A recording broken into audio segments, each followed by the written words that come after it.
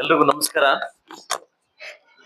ವೇದಿಕೆ ಮೇಲೆ ಹಾಸನರಾಗಿರ್ತಕ್ಕಂಥ ತಾಲೂಕು ದಂಡಾಧಿಕಾರಿಗಳು ಹಾಗೂ ಕಾರ್ಯನಿರ್ವಹಣಾಧಿಕಾರಿಗಳು ಹಾಗೂ ನಮ್ಮ ದಲಿತ ಮುಖಂಡರಾಗಿರ್ತಕ್ಕಂಥ ನಮ್ಮೆಲ್ಲರ ಆದರ್ಶ ಸೋದರಾಗಿರ್ತಕ್ಕಂಥ ವೆಂಕಟರಮಣ್ಣವರು ಹಾಗೂ ವೇದಿಕೆ ಮೇಲೆ ಹಸಿರಾಗಿರ್ತಕ್ಕಂಥ ಎಲ್ಲ ಗಣ್ಯ ವ್ಯಕ್ತಿಗಳು, ವೇದಿಕೆ ಮುಂಭಾಗದಲ್ಲಿ ಹಸಿರಾಗಿರ್ತಕ್ಕಂಥ ಎಲ್ಲ ನನ್ನ ದಲಿತ ಮುಖಂಡರುಗಳು, ದಲಿತ ಸಂಘಟನೆಗಳ ಅಧ್ಯಕ್ಷರುಗಳು ಹಾಗೂ ಇವತ್ತು ಸಂಡೆ ಆದ್ರೂ ಕೂಡ ಬಾಬೂಜಿಯವರ ಜನ್ಮ ದಿನಾಚರಣೆಗೆ ಬಂದಿರತಕ್ಕಂಥ ಎಲ್ಲ ನನ್ನ ತಾಲೂಕು ಆಡಳಿತಾಧಿಕಾರಿಗಳು ಹಾಗೂ ಮಾಧ್ಯಮ ಮಿತ್ರರು, ವಿಶೇಷವಾಗಿ ಮಾಧ್ಯಮ ಮಿತ್ರರು ಬಂದಿದ್ದಾರೆ. ನಿಮ್ಗೆಲ್ರಿಗೂ ಬಾಬೂಜಿಯವರ ಜನ್ಮ ದಿನಾಚರಣೆ ತಿಳಿಸ್ತಾ ಇವತ್ತು ಸಾಕಷ್ಟು ವಿಚಾರ ವಿನಿಮಯಗಳನ್ನ ನಮ್ಮ ಎಲ್ಲ ಮುಖಂಡರು ಕೂಡ ಮಾತಾಡಿದ್ದಾರೆ. ನನಗೂ ಕೆಲವು ಗೊತ್ತಿಲ್ಲದ ವಿಚಾರಗಳನ್ನ ಕೂಡ ಮಾತಾಡಿದ್ದಾರೆ. ಸೊ ಅದಕ್ಕೆ ಹೇಳ್ತಾ ಇರೋದು, ವಿಚಾರ ವಿನಿಮಯ ಮಾಡ್ಕೊಂಡಾಗ ಮಾತ್ರ ವಿಚಾರ ನಾವು ಸವಿಲಿಕ್ಕಾಗುತ್ತೆ. ಸೊ ಅದರಿಂದ ಬಹುಶಃ ಡಾಕ್ಟರ್ ಬಾಬಾ ಅಂಬೇಡ್ಕರ್ ಅವರು ಮತ್ತು ಬಾಬೂಜಿ ಅವರು ಭಾರತ ದೇಶಕ್ಕೆ, ದಲಿತ ವರ್ಗಕ್ಕೆ ಎರಡು ಕಣ್ಣಿದ್ದಂಗೆ ಅಂತ ಎಲ್ಲಾ ಕಡೆ ಹೇಳ್ತಾ ಇರ್ತಾರೆ. ಬಹುಶಃ ಇದೇ ಜಾತಿಗೆ ಮಾತ್ರ ಸೀಮಿತ ಆಗಿದ್ರ ಒಂದ್ಸಲ ಪ್ರಶ್ನೆ ಆಗ್ತದೆ. ಅವರು ಇದೇ ಜಾತಿಗೆ ಮಾತ್ರ ಸೀಮಿತ ಆಗ್ಬಿಟ್ಟಿದ್ರ ಅವರು, ಬರೀ ದಲಿತರು ಮಾತ್ರ ಇವ್ರು ಆಚರಣೆ ಮಾಡ್ಬೇಕಾ, ಧರ್ಮಾಚರಣೆ ಮಾಡ್ಬೇಕಾ? ಬಟ್ ಅಲ್ಲ, ಅದೇನಾಗದೆ ನಮ್ಗೆ ಹುಂಗದು. ನಮ್ಮ ಜಾತಿಯಲ್ಲಿ ಹುಟ್ಟಿರ್ತಕ್ಕಂಥವ್ರನ್ನು ಹುಂಗನ್ನ ನಾವು ಬೆಳೆಸ್ಕೊಂಡ್ಬಿಟ್ಟಿದ್ವಿ. ಏನಂದ್ರೆ ಇವ್ ನಮ್ಮ ಜಾತಿಯವರು ಹುಂಗನ್ ಬೆಳೆದ. ಆದ್ರೆ ಇಡೀ ಪ್ರಪಂಚದಲ್ಲಿ ಬಾಬೂಜಿ ಅವರು ಕೊಟ್ಟಿರ್ತಕ್ಕಂಥ ಕೊಡುಗೆ, ಡಾಕ್ಟರ್ ಬಾಬಾ ಸಾಹೇಬ್ ಅಂಬೇಡ್ಕರ್ ಕೊಡ್ತಕ್ಕಂಥ ಕೊಡುಗೆ ಇದು ಯೂನಿವರ್ಸಲ್. ಎಲ್ಲಾ ಜಾತಿ ಕೂಡ ಸಂಬಂಧಪಟ್ಟಿರ್ತಕ್ಕಂಥ ಎರಡು ಕಣ್ಣುಗಳಿವೆ. ಬಟ್ ಆದ್ರೆ ಏನಾಗಿದೆ ಅಂದ್ರೆ ಬರ್ತಾ ಕ್ರಮೇಣ ರಾಜಕೀಯ ಉದ್ದೇಶದಿಂದ, ರಾಜಕೀಯ ತೇವಲಿಗೋಸ್ಕರ ಏನ್ ಮಾಡಿದ್ವಿ, ಇವ್ ನಮ್ಮೋರು ಅಂತ ಪಟ್ಟ ಕಟ್ಕೊಂಡ್ಬಿಟ್ಟಿದ್ವಿ. ಈ ಪಟ್ಟನ ಇವತ್ತು ಬಿಟ್ಟು ಇಡೀ ಪ್ರಚಾರಕ್ಕೆ ನಾವು ಹೋಗ್ತೀವಿ, ಯೂನಿವರ್ಸಿಟಿ ಹೋಗ್ತೀವಿ, ಅವ್ರು ನಮಗೂ ಮರ್ಯಾದೆ ಸಿಗುತ್ತೆ, ಅವ್ರಿಗೂ ಒಂದು ಉತ್ತೇಜನ ಸಿಗುತ್ತೆ. ಸೊ ಅದರಿಂದ ಬಹುಶಃ ನಾನು ಓದಿರ್ತಕ್ಕಂಥ ಎರಡು ಬುಕ್ಗಳಲ್ಲಿ ನಾವೇನು ಬರೀ ಓದಿರೋದಷ್ಟೇ, ಕೇಳಿದಷ್ಟೇ, ನೋಡಿಲ್ಲ. ಯಾಕಂದ್ರೆ ಆ ವಯಸ್ಸಲ್ಲಿ ನಾವು ಒಟ್ಟಿಲ್ಲ ಇನ್ನು. ಆ ಸಂದರ್ಭಕ್ಕೆ ಬಂದಾಗ ಡಾಕ್ಟರ್ ಬಾಬಾ ಸಾಹೇಬ್ ಅಂಬೇಡ್ಕರ್ ಅವರು ಮತ್ತು ಬಾಬೂಜಿ ಅವರ ಇಬ್ರು ಹೋಲಿಕೆ ಮಾಡಿದಾಗ ರಾಜಕೀಯ ಇಚ್ಛಾಶಕ್ತಿಯಿಂದ ಯಾವತ್ತೋ ಎಲ್ಲೋ ಒಂದು ಕಡೆ ಕಾಂಗ್ರೆಸ್ನವರು ಬಾಬೂಜಿ ಅವರಿಗೆ ಹೆಚ್ಚು ಒತ್ತು ಕೊಟ್ಟು ನಮ್ಮ ಅಂಬೇಡ್ಕರ್ ಅವರಿಗೆ ಏನು ಎಪ್ಪಸಕ್ಕೆ ತುಳಿದು ಒಂದು ಬುಕ್ ಅನ್ನು ಓದಿದ್ದೀನಿ.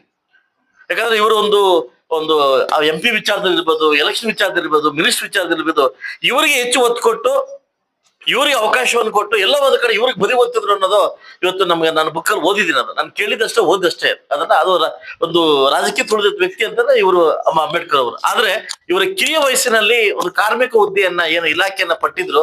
ಇಡೀ ಭಾರತ ದೇಶಕ್ಕೆ ಹಸಿರು ಕ್ರಾಂತಿ ಅಧಿಕಾರ ಅಂತ ಪಡಿತಕ್ಕಂಥ ಏಕೈಕ ವ್ಯಕ್ತಿ ಇದ್ರೆ ನಮ್ಮ ಬಾಬೂಜಿ ಅವರು. ಅವ್ರು ಕೊಟ್ಟಿರ್ತಕ್ಕಂಥ ಕೆಲವು 3 ಪೋಸ್ಟ್ಗಳಲ್ಲಿ ಅತಿ ಹೆಚ್ಚಾಗಿ ನಿಭಾಯಿಸ್ತಕ್ಕಂಥ ಪೋಸ್ಟ್ ಅಂತಂದ್ರೆ ಒಂದು ಕಾರ್ಮಿಕ ಪೋಸ್ಟ್, 2 ರಕ್ಷಣಾ ಪೋಸ್ಟ್. ಯಾಕಂದ್ರೆ ಅವರು ಆ ಕಿರಿಯ ವಯಸ್ಸಿನಲ್ಲೇ ಆ ಅಸ್ಪೃಶ್ಯತೆಯನ್ನ ಅದು ಏನು ತೊಗೊಳ್ಳಿಕ್ಕೆ ಏನು ಅವಕಾಶವನ್ನು ಮಾಡಿಕೊಟ್ಟಿದ್ದಾರೆ, ಖಂಡಿತವಾಗ್ಲೂ ಅವ್ರಿಗೆ ಸಲ್ಲಬೇಕಾಗುತ್ತೆ. ಆ ಜನಾಂಗದವರು, ನಾವುಗಳಾಗಿರ್ಬೋದು, ಯಾರೇ ಆಗಿರ್ಬೋದು, ಅವ್ರು ಬಿಟ್ಟೋಗಿರ್ತಕ್ಕಂಥ ಆದರ್ಶಗಳನ್ನ ನಾವು ಪಾಲಿಸ್ಬೇಕು ಹೊರತು ಅವ್ರು ನಮ್ಮವ್ರು ಅಂತ ಎತ್ಕಟ್ಟಿ ನಾವು ಯಾವತ್ತು ಯೂನಿವರ್ಸಲ್ ಆಗೋದು ನಾವು ತಪ್ಸಕ್ ಹೋಗ್ಬಾರ್ದು. ಯಾಕಂದ್ರೆ ನಾವು ಇಡೀ ಆ ಎರಡು ಕಣ್ಣು ಭಾರತ ದೇಶಕ್ಕೆ ಎಲ್ಲೋ ಒಂದ್ ಕಡೆ ನಿಮ್ ಅಬ್ಸರ್ವ್ ಮಾಡ್ಬೇಕಂತ ನಾನು ಒಬ್ಬರ ಮಾಧ್ಯಮ ಮಿತ್ರ ಹೇಳ್ತೀನಿ. 7 ವರ್ಷ ಬಿಟ್ರೆ ಈ ಭಾರತ ದೇಶವನ್ನು 7 ವರ್ಷ ಬಿಟ್ರೆ, 6 ವರ್ಷ ಬಿಟ್ರೆ ಇನ್ನೆಲ್ಲ ಆಡಿದ್ದು ಭಾರತ ದೇಶದ ನಾರ್ತ್ ಇಂಡಿಯಾವ್ರೆ. ಇವತ್ತು ಆಡ್ತಾರೆ ನಾರ್ತ್ ಇಂಡಿಯಾದವ್ರೆ. ಇವತ್ತೆಲ್ಲೋ ಒಂದ್ ಕಡೆ ಸೌತ್ ಇಂಡಿಯಾವ್ರು ನಾವು ಕಾಲ್ತುಳು ಒಳಗಾಗ್ತೇವೆ ರಾಜಕೀಯದಲ್ಲಿ. 1 ವರ್ಷ ಪ್ರಧಾನ ಮಂತ್ರಿಗಳು ಯಾರು ನಮ್ಮ ದೇವೇಗೌಡರು, 5 ವರ್ಷ PV ನರಸಿಂಹರಾವ್ ಅವರು. ಇವರು 6 ವರ್ಷ ಬಿಟ್ರೆ ಇನ್ನು ಎಲ್ಲಾರ ಬರಲಿ ಎಲ್ಲೋದ ಡೆಲ್ಲಿಗೆ ಹೋದೆ. ಇವತ್ತು ಕೂಡ ಅದೇ ನಡೀತಾ ಇದೆ. ಇವತ್ತು ಬೆಳಗ್ಗೆ ಒಂದು ಆರ್ಟಿಕಲ್ ಓದ್ದೆ ನಾನು. ಬೆಳಗ್ಗೆ ಬರ್ಬೇಕಾದ ಒಂದು ಆರ್ಟಿಕಲ್ ಓದಿ ಬಂದು ಕ್ಷೇತ್ರ ಪುನರ್ವಿಂಗಡಣೆ ಆಗ್ತಾ ಇದೆ, ದೇಶ ಪುನರ್ವಿಂಗಡಣೆ ಆಗ್ತಾ ಇದೆ. ಯಾಕೆ ಅಂತಂದ್ರೆ ಒಂದು ವಿಷಯಕ್ಕೆ ಬಳಿ ಸುಮಾರು ಇವತ್ತು ಒಂದು ಪ್ರಧಾನಮಂತ್ರಿ ಆಗ್ಬೇಕಂತಂದ್ರೆ ಇವತ್ತು ಮೋಸ್ಟ್ ಇಂಪಾರ್ಟೆಂಟ್ ಅಂದ್ರೆ ಸೌತ್ ಇಂಡಿಯಾ ಓಡಿಸಬೇಕಾಗಿತ್ತು. ಅವ್ರಿಗೆ ಇಂಪಾರ್ಟೆಂಟ್ ಸೌತ್ ಇಂಡಿಯಾ MPs ಬೇಕಾಗಿದ್ದು, ಡಿಸಿಷನ್ ಮೇಕರ್ಸ್ ಬೇಕಾಗಿದ್ದು. ಇದನ್ನ ತಪ್ಪಿಸ್ಲಿಕ್ಕೆ ಇವತ್ತು ನಾರ್ತ್ ಇಂಡಿಯಾ ಅವರೇ ನಾವು ಪ್ರಬಲವಾಗಿ ಆಗ್ಬೇಕು ಅನ್ನೋ ಕಾರಣಕ್ಕೋಸ್ಕರವಾಗಿ ಇವತ್ತು ಕ್ಷೇತ್ರ ಮತ್ತು ದೇಶ ಪುನರ್ವಿಂಗಡಣೆ 14ನೇ ತಾರೀಕು ಮೀಟಿಂಗ್ ಕರೆದವ್ರು.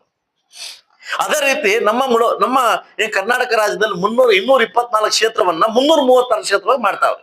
ಅದರಲ್ಲಿ ಮಹಿಳೆಗಳನ್ನ 104 ಜನ ಮಹಿಳೆಗಳು ಮಾಡ್ಬೇಕನ್ನೋ ಕಾರಣಕ್ಕೋಸ್ಕರ ಇದೇ ತಿಂಗಳ 16ನೇ ತಾರೀಕು ಸಂಸತ್ತನ್ನು ಮತ್ತೆ ಪುನರ್ವಿಂಗಡಣೆ ಮಾಡಿ ಇವತ್ತು ಅಪ್ರೋಚ್ ತಗೊಂತಾ ಇದ್ದಾರೆ. ಇದೇ 16ನೇ ತಾರೀಕು. ದಕ್ಷಿಣ ಭಾರತದಲ್ಲಿ MP ಕಡಿಮೆ ಮಾಡಿ ನಾರ್ತ್ ಇಂಡಿಯಾದಲ್ಲಿ ಜಾಸ್ತಿ ಮಾಡಿ ಇವತ್ತೇನ್ ಮಾಡ್ತಾ ಇದಾರೆ, ಇಡೀ ಇದನ್ನ ನಾವು ಇಟ್ಕೊಬೇಕನ್ನೋ ಕಾರಣಕ್ಕೋಸ್ಕರ ಮಾತಾಡ್ತಾ ಇದ್ದಾರೆ. ಯಾಕೆ ಒಬ್ಬ ರಾಜಕೀಯ ವ್ಯಕ್ತಿಯಾಗಿ ಒಬ್ಬ ಶಾಸಕನಾಗಿ ಮಾತಾಡ್ಲೇಬೇಕಿತ್ತು, ಮಾತಾಡಬಾರ್ದು. ಏನಕ್ಕೆ ಬೇಕು ಪುನರ್ವಿಂಗಡಣೆ ಅಂತ ಬಂದಾಗ ರಾಜಕೀಯ ತೇವಲಿಗೋಸ್ಕರ. ಸೊ ಅದರಿಂದ ನಮ್ಮ ಜಾತಿಗಳನ್ನ ನಾನು ಒಂದೇ ಹೇಳೋದು, ನಮ್ಮ ಜಾತಿಗಳನ್ನ ನಾವಿನ್ನು ಆ ಜಾತಿ ನಾವು ಈ ಜಾತಿಯನ್ನ ಬರಲು ನಮ್ಮ ಜಾತಿಯಲ್ಲಿ ಹುಟ್ಟಿರ್ತಕ್ಕಂಥ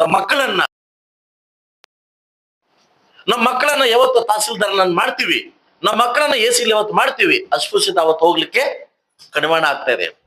ಹಿಂಗ ಮಾವೋಡ್ರ ವಾರ್ಡ್ ಮಾವೋಡ್ರ ಅನ್ಕೊಂಡು ಹೋಗ್ತದೆ, ಇಲ್ಲಿಂದ ತುಳಲಿಕ್ಕೆ ಜಾಸ್ತಿ ಆಗ್ತದೆ. ಯಾಕಂದ್ರೆ ನಾನು ಮುಕ್ತವಾಗಿ ಮಾತಾಡ್ತಕ್ಕಂಥ ಮಾತು.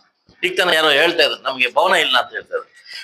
ನೀವು ಹೇಳಕ್ಕಿಂತ ಮುಂಚೆ ನಾನೇ ಖುದ್ದ ಹೋಗಿ 75 ಲಕ್ಷ ರೂಪಾಯಿ ಅಮೌಂಟ್ ನ ಬಿಡುಗಡೆ ಮಾಡ್ಕೊಂಡ್ಬಂದು ಜಾಗವನ್ನ ಕೊಟ್ಟಿರ್ತಕ್ಕಂಥದ್ದು ಅವನಿದಲ್ಲಿ ಭವನ ಮಾಡ್ತಾ ಇದ್ದೆ. ನಮ್ಮ ಬಾಬೂಜಿ ಅವರ ಭವನ ಮಾಡ್ತಾ ಇದ್ದೆ. ಎಲ್ಲೋ ಒಂದು ಕಡೆ ನನಗೆ ನೋವಾಯ್ತು. ಏನಂತಂದ್ರೆ ಸಾಕಾಗ್ತಾ ಇಲ್ಲ ನೋವಾಯ್ತು. ಈ ಸಂದರ್ಭದಲ್ಲಿ ಹೇಳ್ತಾ ಇರ್ತೇನೆ, ಆ ಜಾಗವನ್ನ 30 ಗುಂಟೆ 35 ಗುಂಟೆಗೆ ಶಿಫ್ಟ್ ಮಾಡಿ ಚಿಕ್ಕ ಭವನವನ್ನ ಚೌಲ್ಟ್ರಾಕ್ ಕನ್ವರ್ಟ್ ಮಾಡಿ ನಾನು ಮತ್ತು ಕೆ ಎಚ್ ಮುನಿಯಪ್ಪ ರಾತ್ರಿ ಮಾತಾಡಿದ್ದೀನಿ.